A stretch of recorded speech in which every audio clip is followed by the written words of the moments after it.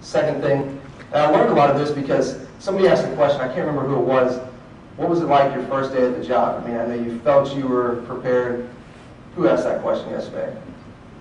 I know you felt like you were prepared, but how prepared were you really when you got to your job? Oh, whatever. Now, when the first day that I showed up, I graduated in December. I showed up to work less than 30 days after graduation.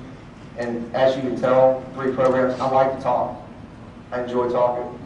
I didn't say anything for 5 days when I started my job. 5 days. My dad pulled me aside and he asked me a very simple question. Why are you here? If you're not going to bring value, why are you sitting in this room? That's all I said. What do I have to offer? I mean, I'm young, I don't know anything. What do you have to offer? And it really caught me off guard, but it allowed me to do some introspection on myself and say, why am I here? What am I doing here in this room of experts, and what do I need to do to get better? And the first thing my dad encouraged me to do is figure out how good you want to be. But the second thing he encouraged me to do is find somebody that does what you want to do.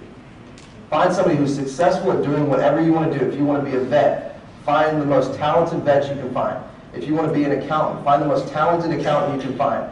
And ask them a very simple question. How did you get to where you are today? How did you get to where you are? Take tedious notes. If they say you need to do A, B, C, D, E, F, and G, write those down.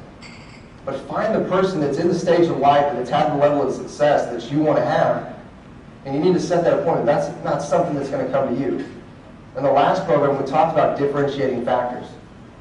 This is something that will not only differentiate yourself in a job search, but it will be career information.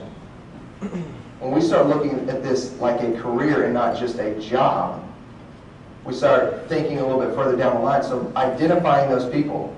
And being a speaker, this is a kind of a random job. There's not a whole lot of people my age that do what I do. And so there were limited people, so I called anybody I could. And if they were local, I said, let me take you out to lunch, let me ask you some questions. I probably spent $200 in a week's time just taking people out to lunch, every meal I could find, and just trying to learn something about the industry. And I called people on the phone. I probably got off the phone with 20 or 30 people and just asked them everything I could. Asked them every question under the sun about their industry, and it helped me figure out, first off, can I do it? Second off, will I do it? So find that person that's in your industry that you want to go into, that you feel is successful. Go tap them on the shoulder, whether it's a phone call, an email, whatever it is, and ask them about their profession and their level of success and what they attribute that success to. That'll be very beneficial.